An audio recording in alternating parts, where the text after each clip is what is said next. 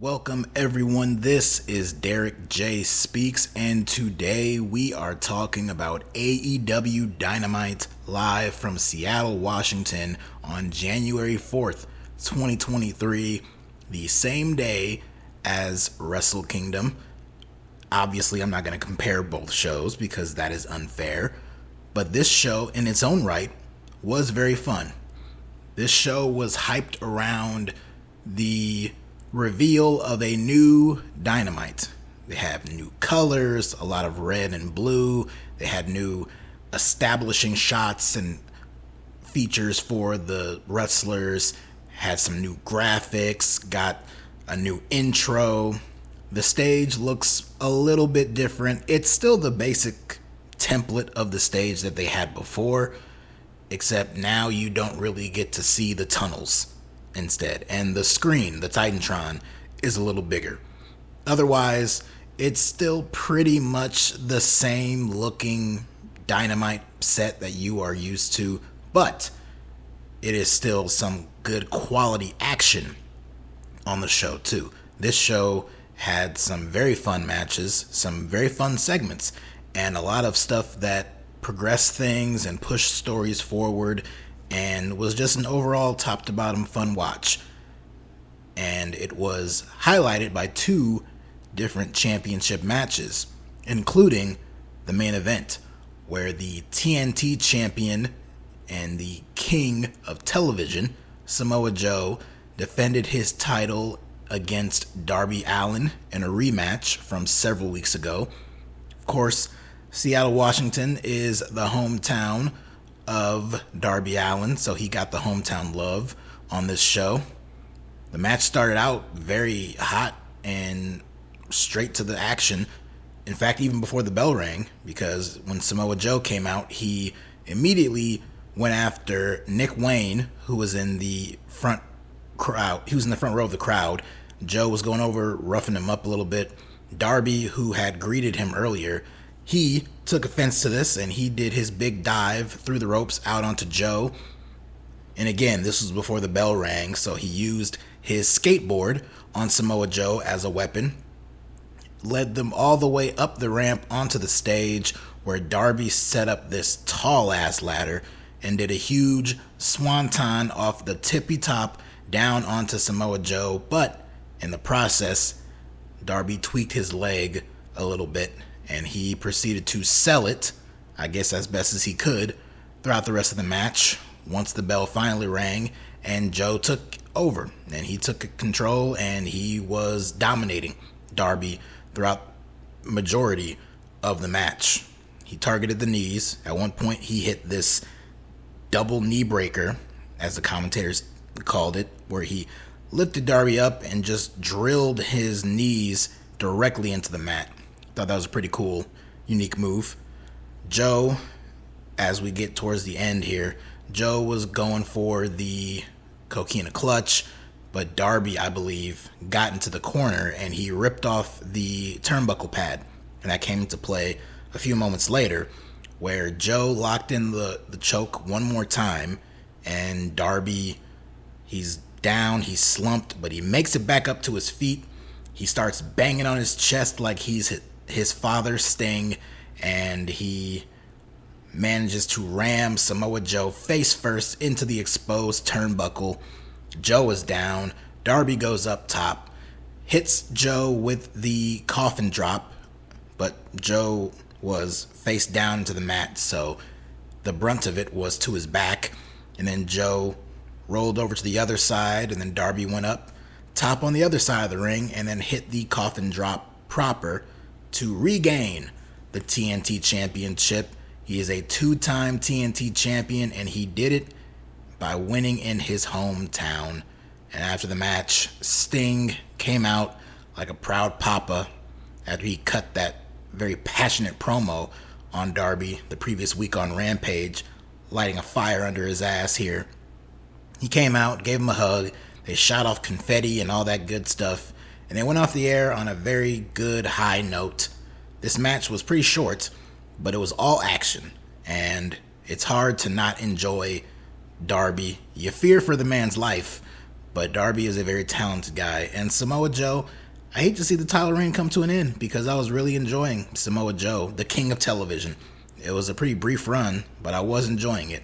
He restored a lot of past glory back to that TNT championship. So let's hope Tony Khan can continue that now that Darby Allin is champion again. But this was not the only championship match on the show. We also had the AEW tag team titles on the line as the Acclaimed defended their championships against Jeff Jarrett and Jay Lethal. There's a lot of controversy going into this match, a lot of beef between the Acclaimed and Jeff Jarrett with their dueling raps back and forth over the last few weeks, especially Max Caster's rap on the previous week's Dynamite that took a shot at Jeff's wife, Karen Jarrett, and her past with Kurt Angle, so to speak, and that ignited a whole thing that didn't do anything except prove what everyone knew about Kurt Angle, which is that he is that dog. So there you go. But regardless, this match was actually very fun. I didn't really have a whole lot of high expectations for this match. I love the Acclaim. They're great. Jay Lethal is a very talented competitor. And Jeff Jarrett, I am not a fan of Jarrett in-ring wise, but the man is a heat magnet. And he had these fans pissed in this building. There were several instances of "fuck you, Jarrett" chants throughout this match because he was getting such good heat. So I thought that was cool. Speaking of cool, I thought Max Caster had a really cool rap when he came out. He name dropped Karen Jarrett again. He mentioned Dixie Carter. He said something about Andrew Tate. And then he turned TNA into total nonstop Acclaim. And I thought that was pretty good. Also in the match, he at one point locked Jay Lethal in the ankle lock and hit him with the angle slam right in front of Jeff Jarrett. So I thought that was great. There was interference in this match, even from Billy Gunn, who got suckered into getting into the ring to go after Jay Lethal, and he got kicked out. And then later on, Satnam Singh was interfering, and he got kicked out, and a bunch of referees came out to shoo him away, and he just kept arguing and flipping them off. But meanwhile, the referee of the match was distracted, and poor Anthony Bowens was left all to his lonesome. He gets hit with the stroke from Jeff Jarrett. Jarrett covers him for the pin, and Bowens gets his foot on the bottom rope. But Sanjay Dutt, who was still out there somehow, he shoved Bowens' foot off the rope, and the referee counted 3. And for all of a minute, maybe, Jeff Jarrett, Jeff Jarrett and Jay Lethal were your new AEW Tag Team Champions. That was until Aubrey Edwards came down. She was among the referees who came out there, and she got in the ring, and she was communicating with the match referee, Stephon Diggs, and telling him what happened, and they came to the decision to restart the match, continue the match, whatever you call it, and they did just that. And in the end, Bowens got the roll-up victory over Lethal to retain the titles for the Acclaim, and they announced later on in the show that there will be a rematch between these two teams at the Battle of the Belts live special this upcoming Friday, and it will be a no-holds-barred match. So hopefully that little dusty finish in this match was the closest Jeff Jarrett will come to holding a championship in 2023. So hopefully they have another really good match on Friday, but it ends the same way this one did, which is with an Acclaimed victory. But these were not the only big matches on this show. The show opened with a hot match, a first time ever match between Ricky Starks and Chris Jericho. The match was very good, and it saw Ricky Starks get the win. He outlasted the interference from Angelo Parker and Matt Menard, and he managed to score a victory over Chris Jericho.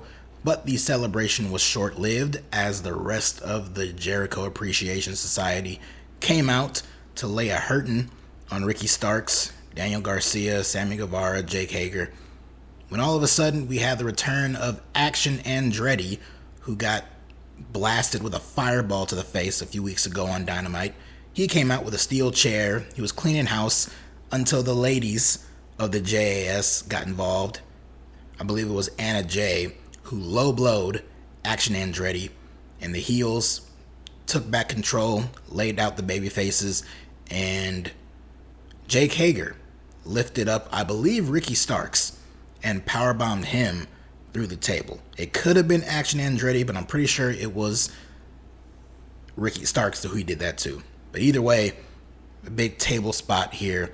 So Ricky wins the match, but the heels get their heat back. So clearly this is not over, and we're probably building up to a tag team match where Ricky Starks and Action Andretti team up against Chris Jericho and Jake Hager. So there you go.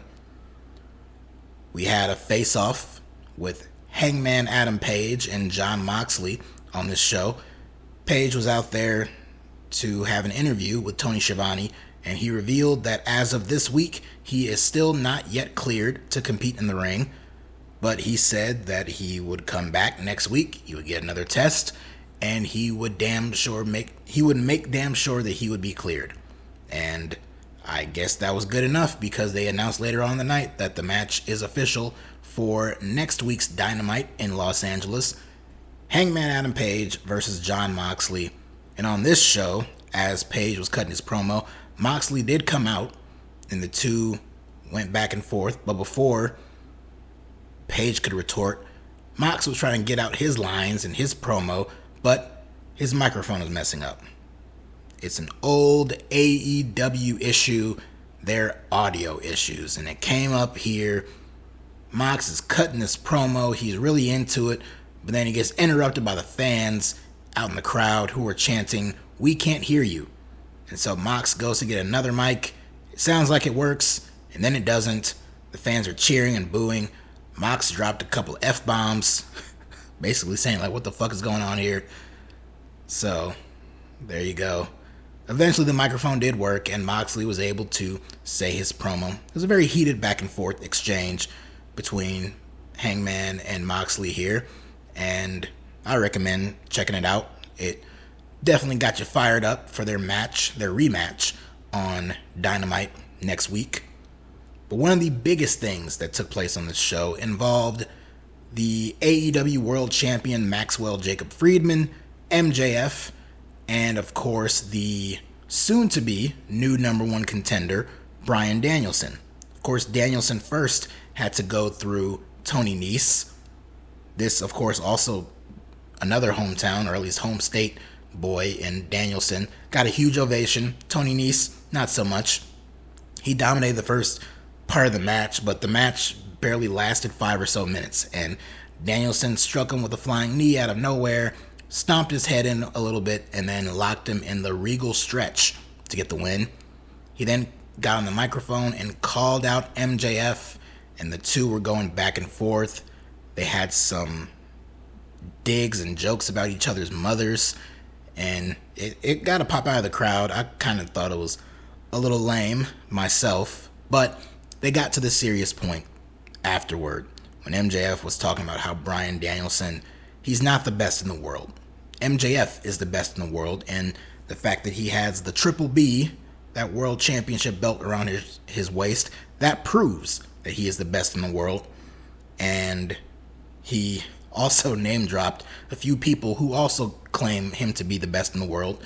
Names like Disco Inferno, Eric Bischoff, and his biggest fan, Jim Cornette, all to get a reaction out of the crowd, which it did work. But Bryan, he's ready for a fight. He's ready to fight MJF right here and right now. But MJF said, "Oh no, you want to become the number one contender? You're gonna have to rack up some wins and earn it." And MJF announced that he spoke with Tony Khan, and Bryan Danielson is gonna have to go through the ringer in order to become number one contender. Max said that if Bryan Danielson can win every single match that he has on TV between now and up to February 8th, then by that point, If Danielson has won all of his matches, then he will officially become the new number one contender for the AEW World Championship, and he will face MJF for the championship at the Revolution pay-per-view. Bryan shrugged it off. He even said no. He said, I'm not going to do this. I'm not going to fall for your little game here, and I'm just going to come out and wrestle, and I'm going to become number one contender my own way. And this ticked off MJF, saying like he runs the show and he runs things around here, and the only way Bryan's going to become number one contender is through this path that MJF has set up. And Danielson said that he would humor MJF and he would go along with this little plan only if he wins all these matches and he gets the chance to go to Revolution.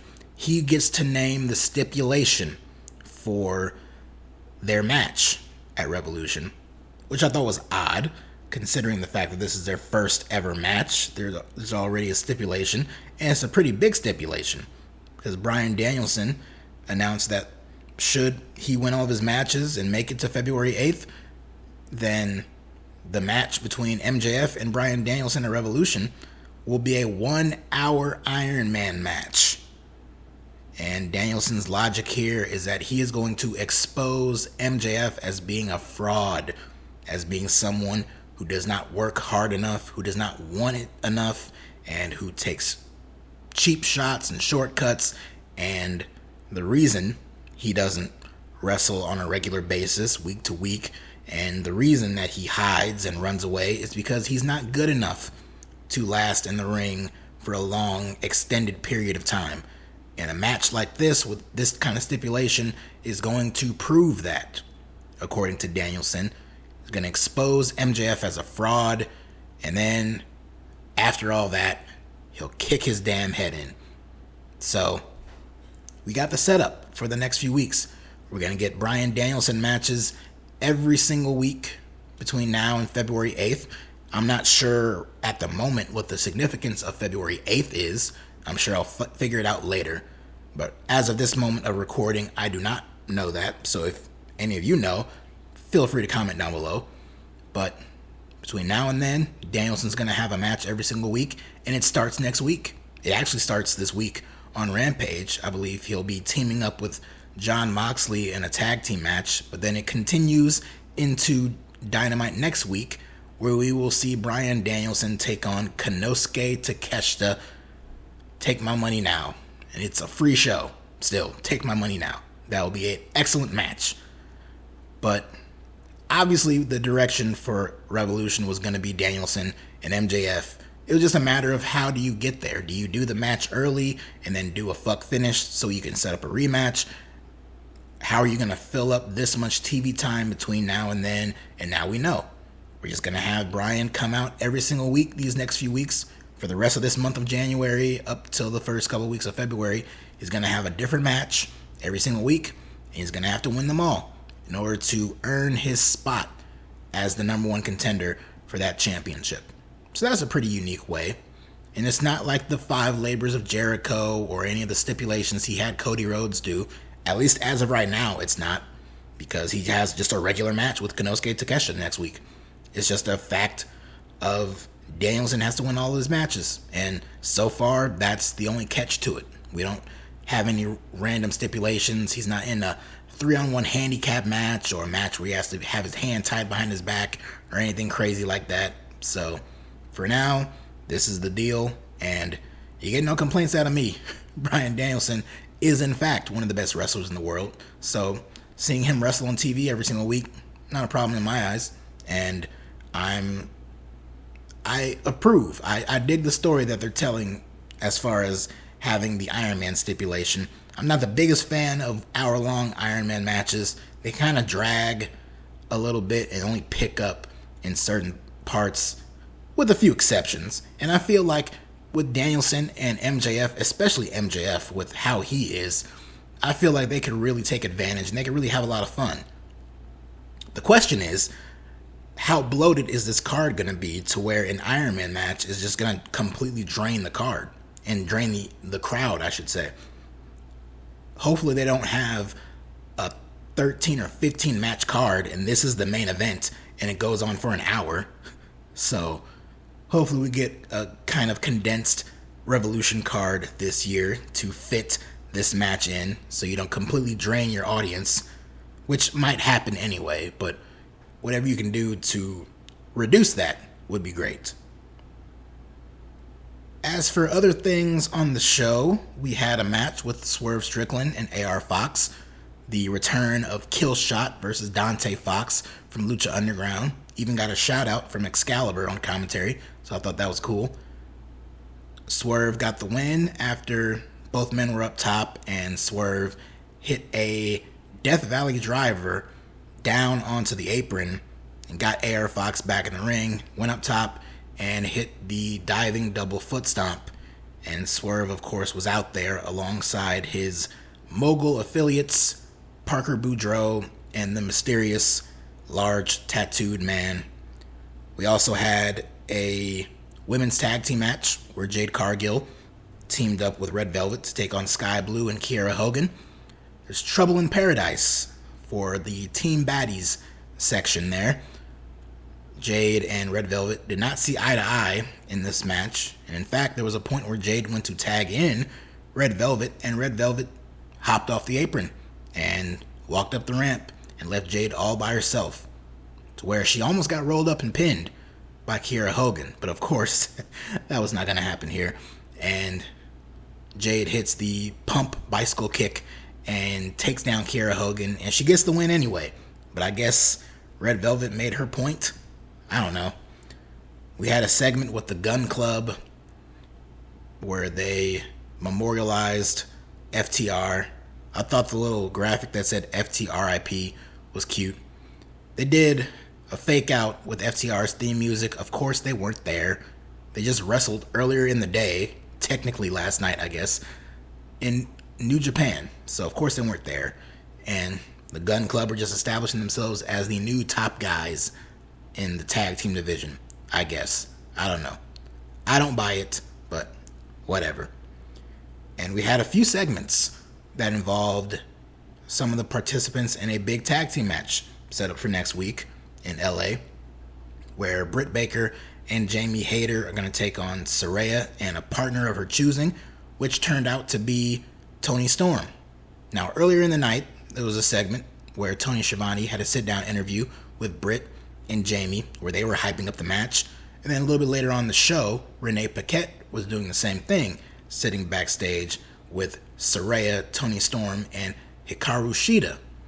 And Saraya is just putting all this praise onto Toni and Shida for their previous matches against Jamie Hayter and all their talent and all that. And Saraya made a comment where she said she is sitting in the room, or sitting next to in this room, with the best wrestler and the best women's wrestler in the world.